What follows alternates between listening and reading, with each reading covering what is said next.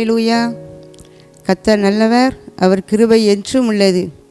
நேற்றும் என்றும் என்றும் மாறாதவராகிய இயேசுவின் நாமத்தினாலே உங்களுக்கு என் அன்பின் வாழ்த்துக்கள்.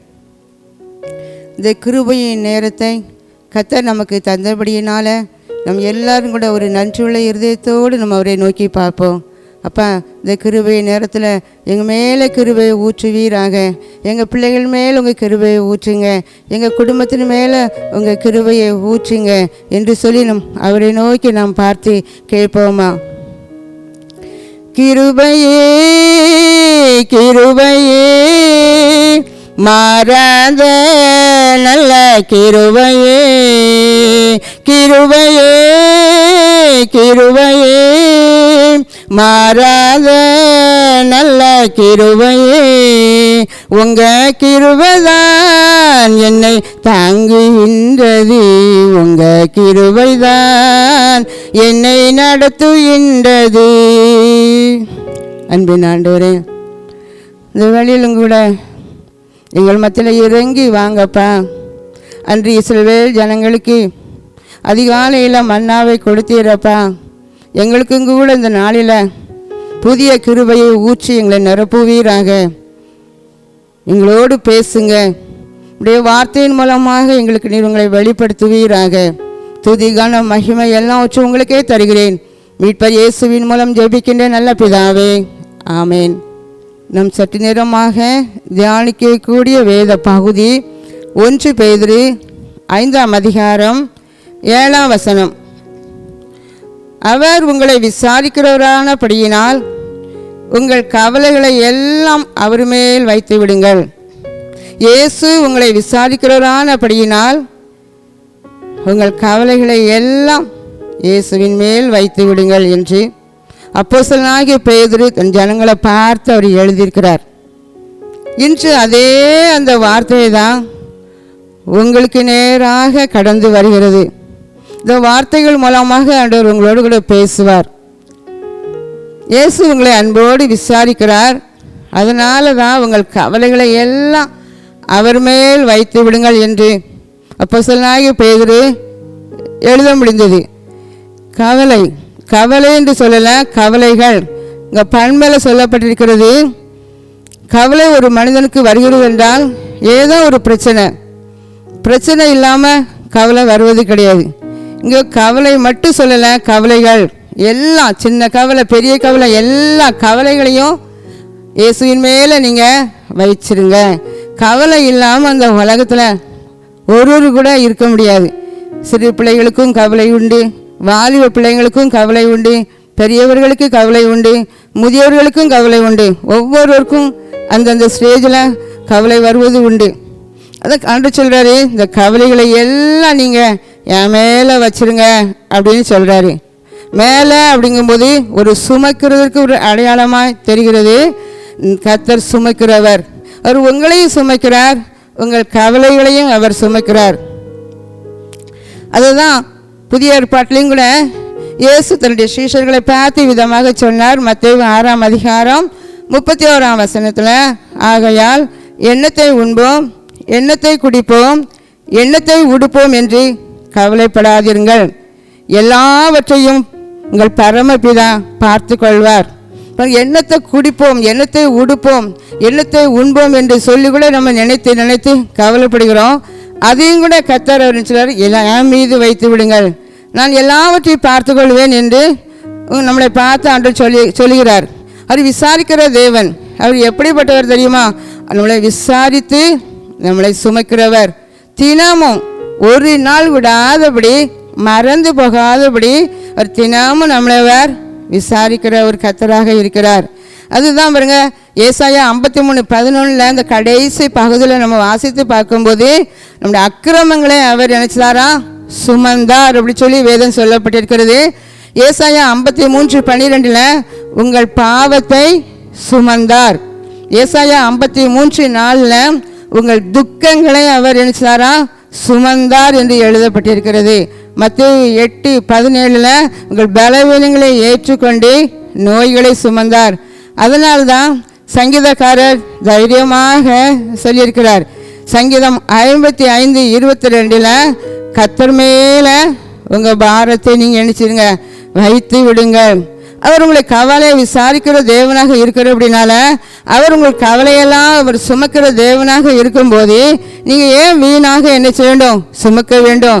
கர்த்தர் மேலே பாரத்தை நீங்கள் நினைச்சிருங்க வைத்திருங்க. முழுவதுமாக நீங்கள் கர்த்தர் மேலே நினைச்சிருங்க வைத்து விடுங்கள் என்பதாக சொல்கிறார்.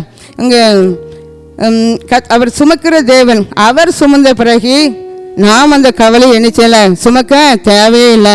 நாம் சில காரியங்களுக்காக தேவ சமூகத்தில் ஜெபிப்போம். ஜெபிச்சு முடிச்சுட்டு கர்த்தருடைய பாரத்தில் இறக்கி வைத்து விட்டோம் அப்படின்னு சொல்லிட்டு நம்ம நினச்சிடணும், சந்தோஷமாக ஸ்தோத்திரம் பண்ணிக்கிட்டே இருக்கணும். ஆனால் அதுக்கு மாறாக எதெல்லாம் நம்ம ஜெபத்தில் சொல்லி நம்ம ஆண்டவர் கரத்தில் வச்சோமோ திரும்பியும் நம்ம அதே நம்ம நினச்சிதோம் எண்ணி எண்ணி திரும்ப அதை தூக்கி சுமந்துக்கிட்டே நம்ம இருப்போம். அதை தான் ஆண்டவர் சொல்கிறாரு, என் மேலே நீங்கள் நினச்சிங்க முழுமையாக வைத்து விடுங்கள். இயேசு சுமந்தி கொண்டாரே நான் சுமக்க தேவையில்லை. இயேசு சுமந்தி கொண்டாரே நான் சுமக்க தேவையில்லை. இயேசுவின் காயங்களால் சுகமானேன் சுகமானேன். இயேசுவின் காயங்களால் சுகமானேன் சுகமானேன். இயேசு சுமந்தி கொண்டாரே நான் சுமக்க தேவையில்லை. அருமையானவர்களே, இன்றைக்கு கூட நீங்கள் உங்கள் பாரங்கள், கவலைகள், துக்கங்கள் எல்லாவற்றையும் கூட உங்களை அன்போடு விசாரித்து நடத்தி வருகிற தேவனுடைய பாதத்தில் முழுவதுமாக அவர் மேலே நீங்கள் வைத்து விடுங்கள் என்று சொல்லி ஆண்டவர் உங்களோடு கூட இடைப்பட்டு கொண்டிருக்கிறார்.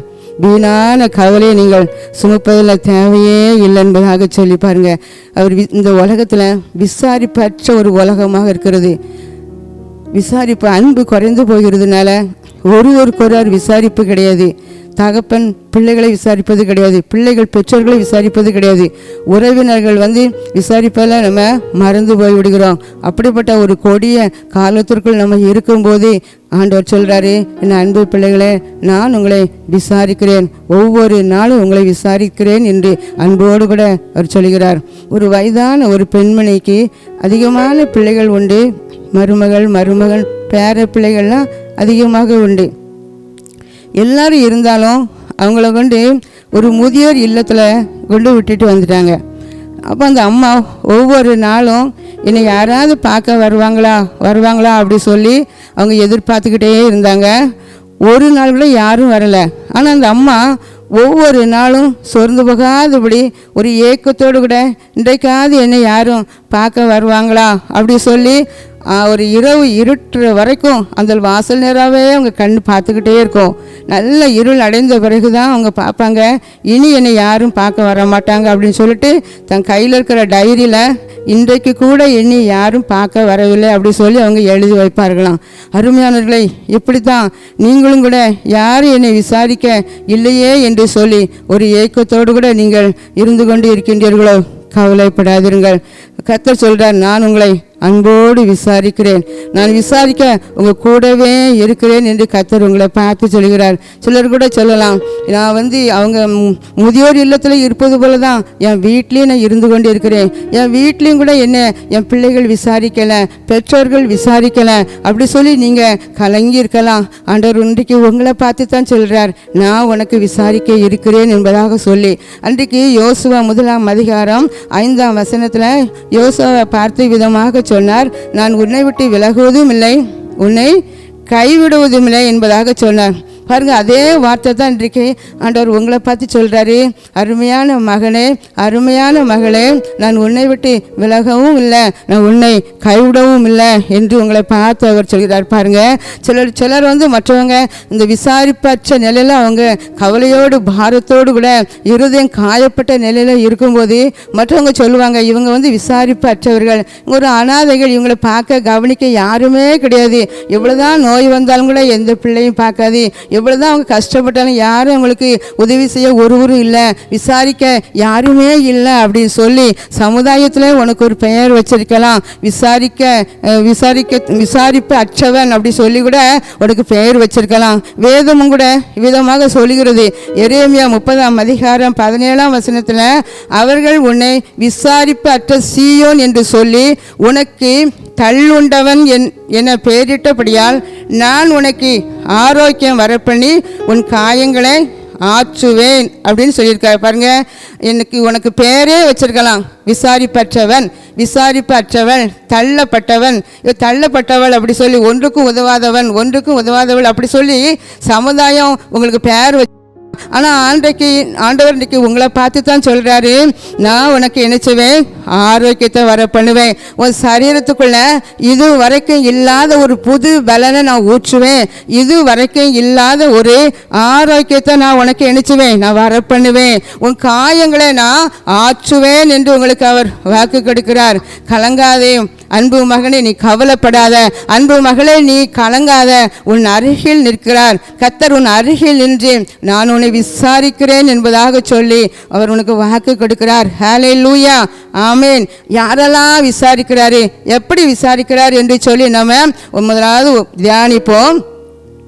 ஆதியாகமம் 3:9.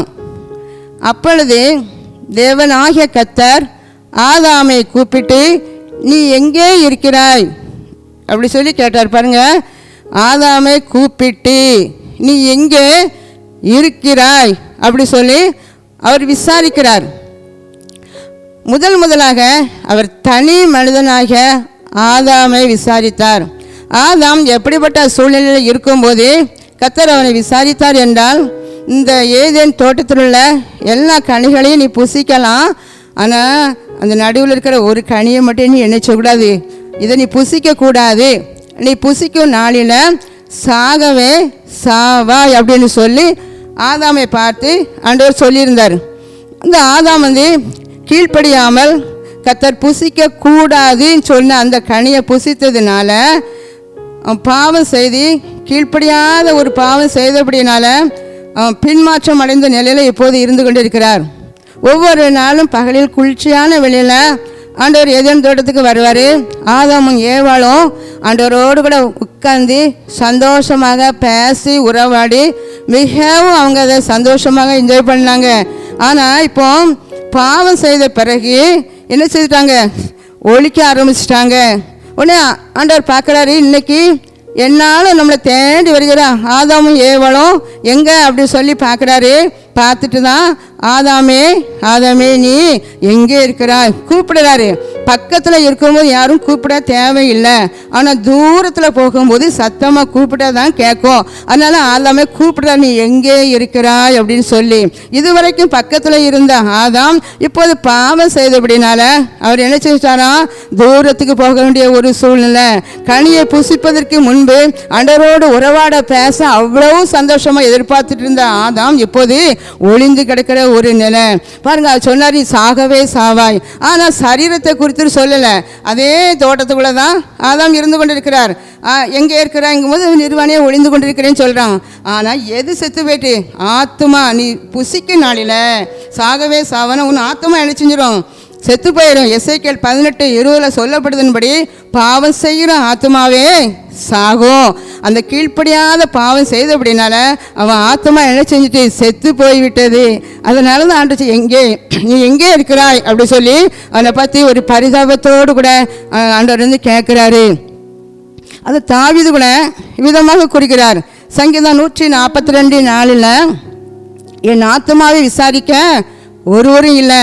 நம்ம உறவினர்கள் நண்பர்களை பார்க்கும்போது எப்படி இருக்கீங்க, நல்லா இருக்கீங்களா அப்படி சொல்லி நம்ம விசாரிப்போம். அவன் ஆத்மா எப்படி இருக்குன்னு சொல்லி யாரும் என்னது கிடையாது, விசாரிப்பது கிடையாது. ஆனால் தாவீது இதை சொல்கிறாரு, என் ஆத்மாவை விசாரிக்க ஒருவரும் இல்லை அப்படி சொல்லி துக்கத்தோடு நினைச்சதாரு அவர் சொல்கிறார். பாருங்க, ஆத்மா செத்து போன பிறகு தேவனோடு கூட உறவாட பிடிக்காது, அவரோடு கூட நினைச்சவனோட என்ஜாய் பண்ணதுக்கெல்லாம் பிடிக்காது. இப்போ ஒளிந்து கொள்ளணும், அது பிடிக்காத, அது அவருக்கு கஷ்டமாக இருக்கும்.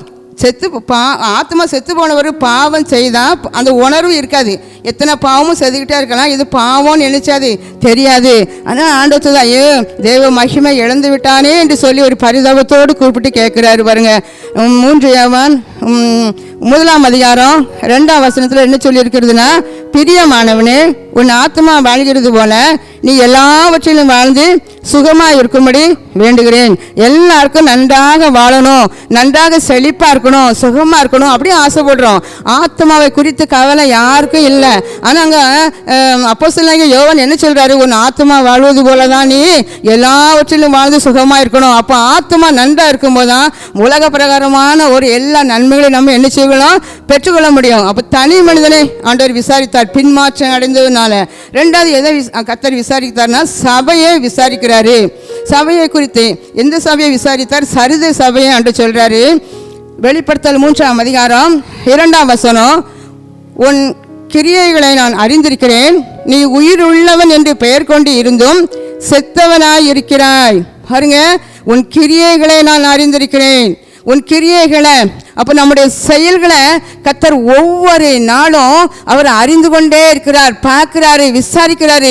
என்ன செய்தோம், என்ன என்ன நம்ம கிரியைகள் எப்படிப்பட்ட கிரியைகளாக இருக்குது, நல்ல கிரியைகளாக இருக்கிறதா அல்லது வேண்டாத கிரியைகளாக இருக்கிறதா அப்படி சொல்லி ஆண்டவர் ஒவ்வொரு நாள் நம்ம கிரியைகளை பார்த்து கொண்டு இருக்கிறோம். அப்படின்னால அந்த சபையை குறித்து சொன்னார், நீங்கள் ஆராதிக்கீங்க, நீங்கள் ஆராத பாடுதீங்க, துதிக்கீங்க, ஜெபிக்கிறீங்க, ஆனால் வெளி சரீரம் நன்றாக இருக்கு, உள்ளுக்குள்ளே இருக்கிற ஆத்மா என்ன செஞ்சுட்டு நீ உயிருள்ளவன் என்று தான் வெளியில் தெரியும், ஆனால் உள்ள என்ன செஞ்சிருக்கு, செத்து போய் விட்டது, உன் கிரியை சரியா இல்லை அப்படின்னு ஆண்டவர் சொல்றாரு. அவரு விசாரிக்கிறாரு. அதே போல எபேசு சபையை பாருங்க, ஆண்டவர் சொல்றாரு வெளிப்படுத்தல் 2ஆம் அதிகாரம் 4ஆம் வசனத்தில், ஆனாலும் நீ ஆதியில் கொண்டிருந்த அன்பை விட்டாய் என்று உன் பேரில் எனக்கு குறை உண்டு. ஆதியில் இருந்த அன்பு இல்லை. நீ ரட்சிக்கப்பட்ட புதுசில் எப்பவும் ஆண்டவரோடு கூட பேசணும், ஜெபிக்கணும், வேதம் வாசிக்கிறது மணி கணக்காக போய்கொண்டே இருக்கும். ஜெபிக்கிறது நேரம் தெரியாமல் நம்ம நினச்சோம் ஜெபிச்சுக்கிட்டே தான் இருப்போம். ஆனால் அப்போது ஆண்டவர் மேலே ஒரு அன்பு இருந்து, இப்போ என்ன செய்யல, அந்த அன்பு உன்கிட்ட இல்லை, ஆதியில் இருந்த அன்பு இல்லை அப்படின்னு சொல்லிட்டு எனக்கு உன் மேலே ஒரு குறை உண்டு அப்படின்னு சொல்லி ஆண்டவர் விசாரிக்கிறார். அப்போ பாருங்கள், நம்ம ஆத்மா செத்து போன நிலையில் பின்மாற்றம் அடைந்திருக்கும் போது கர்த்தர் விசாரிக்கிறாராம். அப்போ நம்ம கிரியைகள் சரியாக இல்லை அப்படின்னு சொன்னால் ஆண்டவர் நினைச்சாராம், அவர் விசாரிக்கிறேன் அப்படி சொல்கிறாரு. ரெண்டாவது, நம்ம ஆதியில் இருந்த அன்பை நம்ம நினச்சோம் சரிப்படுத்திக் கொள்ளணும்.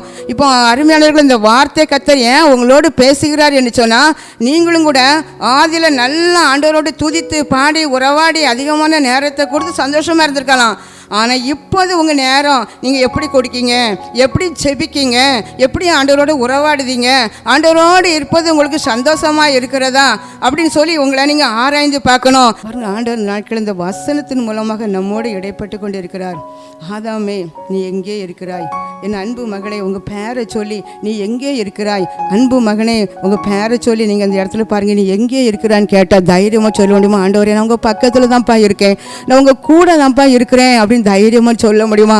ஒருவேளை அப்படி இல்லாதபடிக்கு நம்ம ஏதோ ஒரு பாவம் நம்ம செய்திருந்தோமானால் நம்ம ஆண்டவரை விட்டு தூரம் போயிருப்போம். ஆண்டவரே நான் இன்னைக்கு என்னை மன்னித்து கொள்ளுங்க, என் ஆத்மா செத்து போய் விடக்கூடாது, ஆமேன், என்னை கழுவுங்க என்று சொல்லி ஒரு மறுபடியும் நான் உங்கள் பக்கத்தில் வரேன்ப்பா. ஆண்டவர் சொல்கிறார், என் மகனே என் பக்கத்தில் வா, நான் அருகில் என் பக்கத்தில் நீ வா என்று சொல்லி அன்போடு உங்களை அழைக்கிறார். ஹல்லேலூயா. ஒரு விசை உங்க ஒப்பு கொடுங்க. ஆண்டவரே இனி நான் என்ன செய்ய மாட்டேன், நான் தூரம் போக மாட்டேன்ப்பா, இனி நான் உங்களுக்கு பிரியமில்லாத காரியத்தை செய்ய மாட்டேன், கீழ்ப்படிவேன் என்று சொல்லி ஒப்பு கொடுப்போமா. இரண்டாவது கிரியைகள், என்னுடைய கிரியைகள் எப்படி இருக்கிறது, என்னுடைய வாயின் வார்த்தைகள் எப்படி இருக்கிறது, என்னுடைய கையின் செயல்கள் எப்படி இருக்கிறது, நான் எங்கே போகிறேன் எங்கே வரேன், உங்களுக்கு பிரியமான இடத்துக்கு நான் போகிறேனா, பிரியமில்லாத இடத்துக்கு நான் போகிறேனா, அல்லது நான் உனக்கு பிரியமான வார்த்தைகளை பேசுகிறானா, நான் பேசுகிற வார்த்தையை மற்றவர்களை தட்டி அமேன் எழுப்புகிற விசுவாசத்தை கொடுக்கிற வார்த்தையாக இருக்கிறதா, அல்லது அவர்களை இன்னும் விசுவாசத்தோடு கீழே நழுவு பண்ணுகிற வார்த்தையை நான் பேசிக்கொண்டு இருக்கிறேனா, ஆதியிலிருந்து அன்பு எனக்கு குறைந்து விட்டாதான். ஒரு விசை ஆண்டவரே எனக்கு இந்த ஆதியிலிருந்து அன்பை நீங்கள் எனக்கு தாங்க. ஹல்லேலூயா. எல்லார் கண்களை மூடுவோமா, எல்லார் கண்களை மூடி ஆண்டவரே இந்த நாளிலும் கூட என்னோடு நீங்கள் பேசுனீங்க ஏசப்பா, ஒரு ஏக்கத்தோடு கூட என்னிடம் கேட்கீங்க ஏசப்பா, இன்று என்னை சரிப்படுத்திக் கொள்வதற்காக என்னோடு பேசின நேரம், இந்த கிருபையின் நேரம், உண்மையிலே என் மேலே கிருபை ஊற்றுகிற நேரம் தான்ப்பா. ஆமேன். ஹல்லேலூயா. ஒரு விசை எல்லாரும் ஆண்டவர் நோக்கி பார்ப்போம். எங்கூட சேர்ந்து ஒரு விஷயம் கருத்தோடு இந்த பாடலை பாடுவோமா? என்னை நேசிக்கின்றாயா, என்னை நேசிக்கின்றாயா, கல்வாரி காட்சியை கண்ட பெண்ணும் நேசியாமல் இருப்பேனோ, கல்வாரி காட்சியை கண்ட பெண்ணும் நேசியாமல் இருப்பேனோ. பாருங்க, ஆண்டவரே நான் உண்மை நேசிக்கிறேன். ஏக்கத்தோடு கேட்கிறார், என்னை நேசிக்கின்றாய மகனே, நீ என்னை நேசிக்கின்றாய மகளே. சொல்லுவோமா? நான் உங்களை நேசிக்கிறேன் ஆண்டவரே. உங்கள் கல்வாரி காட்சியை நான் கண்ட பின்னோ எப்படிப்பா நான் உங்களை நேசியாமல் இருக்க முடியும் என்று சொல்லுவோமா? ஹல்லேலூயா, ஹல்லேலூயா. ஒரு விஷயம் அப்பா, இந்த வேளையிலும் கூட நீ எங்களோட பேசுனீங்க, உமக்கு நன்றி அப்பா. கிருபை ஊற்றுகிற நேரம் ஆண்டவரே, எங்கள் மேலே கிருபை ஊற்றுங்கப்பா, கிருபை ஊற்றுங்க ஆண்டவரே. ஹல்லேலூயா. உங்கள் கிருபை இது வரைக்கும் எங்களை தாங்கி வந்ததற்காக உங்களுக்கு நன்றி ஏசப்பா. நீங்க காட்டின கிருபைக்கு நன்றி. ஒவ்வொரு நாளும் என் மேல, என் பிள்ளைகள் மேல, என் குடும்பத்தில் உள்ள எல்லார் மேலையும் கூட உங்க கிருபையை ஊற்றினதற்காக உமக்கு நன்றி ஏசப்பா. உங்க கிருபை இல்லாவிட்டால் என்றைக்கோ நான் அழிந்து போயிருப்பேன் ஐயா. உங்க கிருபை இல்லாம நான் வாழவே முடியாதையா. உங்க கிருபை இல்லாம எனக்கு வாழ வழியும் தெரியாதப்பா. ஒவ்வொரு நாளும் தகுதியில்லாத என் மேல உங்க கிருபை ஊற்றி என்னை கரம் பிடித்து நடத்துகிறதற்காக உமக்கு ஸ்தோத்திரம் ஆண்டவரே. ஹல்லேலூயா, ஹல்லேலூயா, ஹல்லேலூயா. நன்றி ஆண்டவரே, நன்றி ஆண்டவரே. ஐயா, என்னை விசாரிக்க யாருமே இல்லையே என்று சொல்லி ஹல்லேலூயா கதறி கொண்டு இருக்கின்றீர்களோ? ஆமென். கதறி கதறி அழுது கொண்டு இருக்கின்றீர்களோ? கர்த்தர் சொல்கிறார், அருமையான மகனே, அருமையான மகளே, நான் உலகத்தில் இருக்கிறவனை காட்டிலும் பெரியவர் உன்னோடு கூட இருக்கிறபடினால ஆமென். நீ ஹல்லேலூயா ஏன் அழுகிறாய்? நீ ஏன் அழுகிறாய்? உன் கண்ணீரை துடைப்பதற்காக நான் உன் பக்கத்தில் வந்து உன் கண்ணீரை துடைத்து கொண்டு இருக்கிறேன். நான் உன்னோடு கூட இருக்கிறேன் அல்லவா? நீ ஏன் கலகிறாய்? உலகத்தை பார்க்காத, உலக அன்பை நீ பார்க்காத. என்னுடைய அன்பு நிலையான அன்பு, மாறாத அன்பு. ஒரு தாய் தேற்றுவது போல நான் உன்னை தேற்றுகிறேன் அல்லவா? ஒரு தகப்பன் சுமந்து வருவது போல நான் உன்னை அநேக நேரம் தோள் மீது சுமந்து வருகிறேன் அல்லவா? ஹல்லேலூயா. நன்றி சொல்லுவோம். அவனை விட்டு கொடுக்காத கர்த்தர் உன்னோடு கூட இருக்கிறேன், உன்னோடு கூட இருக்கிறேன். ஹல்லேலூயா. தாய் மறந்தாலும் தந்தை வெறுத்தாலும் நான் உன்னை மறக்காதபடி, உன்னை நான் வெறுக்காதபடி நான் உன்னை நடத்தி கொண்டு வந்திருக்கிறேன். ஹல்லேலூயா. என் பலத்த கரத்துக்குள்ள உங்களை நான் பொதிந்து வைத்திருக்கிறேன். Thank you Jesus, thank you Jesus. Hallelujah.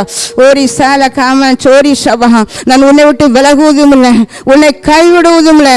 உன் வலக்கரத்தை பிடித்து கர்த்தர் வாக்கு கொடுக்கிறார். Thank you Jesus. Re come on. அநேக நேரம் நீ கலங்குகிறாய். நீ ஏன் கலங்குகிறாய்? என் ஆத்துமாவே நீ ஏன் கலங்குகிறாய்? என் ஆத்துமாவே நீ ஏன் சோர்ந்து போகிறாய்? நான் உனக்குள் இருக்கும்போது நீ சோர்ந்து போக தேவையே இல்லை, நீ கலங்க அவசியமே இல்லை. தேங்க்யூ ரீமான் சோரி சபா. Thank you Jesus. நான் உன்னை விசாரிக்கிற கர்த்தர் உன் அருகில் இருந்து கொண்டிருக்கிறேன். பயப்படாத, நான் உனக்கு துணையாக நின்று கொண்டிருக்கிறேன். நான் உனக்கு உதவி செய்கிறேன். ரீஷால ரமன் சோரிக்கவா. எல்லா தடைகளை உடைக்கிற கர்த்தர் தாமே உனக்கு முன்பதாக சென்று கொண்டு இருக்கிறேன் என்று உனக்கு வாக்கு கொடுக்கிறார். நான் உனக்கு முன்னே போகும்போது எல்லா கோணலானவைகளையும் எல்லாவற்றையும் நேராக்கி கொண்டிருக்கிறேன். கரடு மேடானவை சமமாக்கப்படி கொண்டிருக்கிறது. தேங்க்யூ ரீவா லாரா ஷாவா ரீ கமால். ஹல்லேலூயா. துதி மகனே, துதி துதி துதி துதி மகளே. இன்னும் கூட இன்னும் ரீகா மான் சோரி ஷவா. உன்னை நடத்தி வந்த தேவனுக்கு நன்றி சொல்லி, உன் மேல கிருபை ஊற்றின தேவனுக்கு நன்றி சொல்லி. ரீவாலா வாரி கமான் சோரி ஷவா. தேங்க்யூ ரீமான் சோரி கவா. கர்த்தருடைய பிரசன்னம் உன் மேல இறங்கி கொண்டிருக்கிறது. ஒரு புதிய அபிஷேகத்தை உன் மேல கர்த்தர் ஊற்றி கொண்டிருக்கிறார். லாகா ரமான் சோரி ஷவா. ஹல்லேலூயா. உன் கூட ஆரத்துக்குள்ள கர்த்தருடைய மகிமை ஆமென் வெளிச்சமாக ஆமென் வீசிக்கொண்டிருக்கிறது. ரமான் சோரி சபா. ஹல்லேலூயா, ஹல்லேலூயா. நன்றி ஆவியானவரே, நன்றி ஆவியானவரே. இந்த பிள்ளைகளோடு பேசிக்கொண்டு இருக்கிறதற்காக உமக்கு நன்றி. கலங்கின ஆமென் இந்த பிள்ளைகளோடு கூட இடைப்பட்டீரே, உமக்கு நன்றி ஆண்டவரே, நன்றி ஆண்டவரே. நீதியின் சூரியனாக நீங்க உங்க வெளிச்சத்தை அந்த குடும்பத்துக்குள்ள வீச பண்ணினதற்காக நன்றி. எல்லா இருள் இயேசுவின் நாமத்தில் விலகினதற்காக நன்றி. எல்லா பாவ இருள் விலகினதற்காக நன்றி அப்பா. ஸ்தோத்திரம் ஆண்டவரே. ஹல்லேலூயா. பிள்ளைகள் மேல நீர் ஊற்றின கிருபைகளுக்காக உமக்கு நன்றி. என் பாத்திரம் நிரம்பி வழிகிறது என்று பக்தன் கூறியது போல உங்க பாத்திரம் நிரம்பி வழியத்தக்கதாக கர்த்தர் பெரிய காரியம் செய்து கொண்டிருக்கிறார். Thank you Jesus. நன்றி நன்றி நன்றி. தேங்க்யூ ரீ கமாண்டோரி சபா. நன்றி அப்பா. கர்த்தருக்குள் மகிழ்ச்சியா இருப்பதே உங்களுக்கு பலன் என்று அன்று சொல்கிறார். தேங்க்யூ ரமாண்டோரி கபா. Thank you Jesus. Hallelujah hallelujah. நன்றி ஆவியானவரே. நன்றி ஆவியானவரே. நீங்க இந்த குடும்பத்துக்குள்ள அசை வாடுகிறதற்காக உமக்கு நன்றி. நீங்க உலாவுகிறதற்காக நன்றி. எங்க பிள்ளையுடைய கையின் பிரயாசத்தின் மேல தேவரே உம்முடைய ஆசீர்வாதத்தை விளங்க பண்ணி கொண்டு இருக்கிறதற்காக உமக்கு நன்றி ஆண்டவரே. ஹல்லேலூயா. பிள்ளைகள் போகும் இடமெல்லாம் கூட நான் உன்னோடு கூட வருவேன் என்று வாக்கு கொடுக்கிறதற்காக உமக்கு நன்றி அப்பா. நன்றி ஆண்டவரே. ஸ்தோத்திரம் ஆண்டவரே. பலத்தினாலும் அல்ல, பராக்கிரமத்தினாலும் அல்ல, என்னுடைய ஆவினாலும் ஆகும். இது எப்படி ஆகும், என்ன ஆகும் என்று கலங்கி கொண்டு இருக்கின்றாயோ, கர்த்தருடைய ஆவியால் உன்னை பார்த்து சொல்கிறார், என்னுடைய ஆவினாலே உனக்கு முடியும். தேங்க்யூ ரீ கபா. தேவனால கூடாத காரியம் ஒன்றுமே இல்லை. கர்த்தர் உன்னை கொண்டு பெரிய காரியத்தை நான் செய்வேன் என்று வாக்கு கொடுக்கிறார். பீலா ரக்கமண்டோரி சபா. ஹல்லேலூயா ஹல்லேலூயா. நன்றி நன்றி ஆண்டவரே. நன்றி ஆண்டவரே. ஸ்தோத்திரம் அப்பா. ஸ்தோத்திரம் ஆண்டவரே. ஸ்தோத்திரம் ஆண்டவரே. எல்லா இடம் நீர் உலாவுகிறதற்காக உமக்கு நன்றி. உடைய கண்கள் பூமி எங்கும் சுற்றி உலாவி கொண்டு இருக்கின்றபடினால எந்த இடத்துல நீ எங்கு இருந்தாலும் கூட கர்த்தருடைய கண்களுக்கு மறைவா நீ இருக்கவே முடியாது. வீலா ரமாச்சோரிக்கவா. கர்த்தருடைய கண்கள் உன்னை பார்த்து கொண்டே இருக்கிறது. ரீ ஷாலவா. நீ எங்கே இருந்து கொண்டிருக்கிறாய், நீ எங்கே இருந்து கொண்டிருக்கிறாய், நீ இருக்கிற இடம் சரியானதா, நீ இருக்கிற இடம் சரியானதா என்று சொல்லி ஆவியார் உன்னை பார்த்து கேட்கிறார். மகனே லீவா ஒப்புக்கொடு ஒப்புக்கொடு. ரீ கமாச்சோரி சபா. ஆமே. Thank you Jesus. நன்றி நன்றி நன்றி. அவருடைய சிலுவை அடிவாரத்தில் ஒன்று ஒப்புக்கொடு. உன் குடும்பம் முழுவதுமாக ஒப்புக்கொடு. கர்த்தருடைய மென்மேலும் ஆசீர்வதிப்பேன் என்று வாக்கு கொடுக்கிறார். கர்த்தருடைய கிருபை, அந்த கிருபை மேல கிருபை உன் மேல ஊற்றுவேன் என்று கர்த்தர் சொல்கிறார். இஸ்ரவேல் ஜனங்களுக்கு ஒவ்வொரு நாளும் மன்னாவை கொடுக்க மறவாது இருந்தது போல உன் மேல உன் குடும்பத்தின் மேல என் கிருபையை ஊற்றுவதில் நான் மறக்காதபடின்னு ஒவ்வொரு நாளும் நான் ஊற்றிக்கொண்டு உன்னை ஆசீர்வதிப்பேன் என்று சொல்லுகிறார். தேங்க்யூ ரீவாக்கவா. உன்னை வாழாக்காமல் தலையாக்குற கர்த்தர் உன்னோடு கூட இருக்கிற அப்படின்னால கர்த்தர் பெரிய காரியத்தை செய்வேன் என்று வாக்கு கொடுக்கிறார். Thank you Jesus. நன்றி அப்பா. நன்றி ஆண்டவரே. எங்க பிள்ளைகள் கூட பேசினதற்காக நன்றி ஆண்டவரே. எல்லா முகங்களிலும் இருந்து கண்ணீரை நீர் துடைத்ததற்காக உமக்கு நன்றி ஆண்டவரே. ஹல்லேலூயா. நன்றி அப்பா. உம்முடைய வல்லமை உள்ள கரம், பலம், பராக்கிரம் நிறைந்த இந்த கரத்தை எங்க பிள்ளைகள் தலைமீது வைத்து நீர் ஆசீர்வதித்ததற்காக நன்றி. ஹல்லேலூயா. நன்றி அப்பா. ஒவ்வொருவரையும் ஆசீர்வதிங்க. உம்முடைய கரத்திலே ஒப்பு கொடுக்கிறேன். துதி கன மகிமை எல்லாச்சும் உங்களுக்கே தருகிறேன். மீட்பர் இயேசு கிறிஸ்துவின் மூலம் ஜெபிக்கின்ற நல்ல பிதாவே. ஆமேன். கர்த்தர் உங்களை ஆசீர்வதிப்பாராக. ஆமேன்.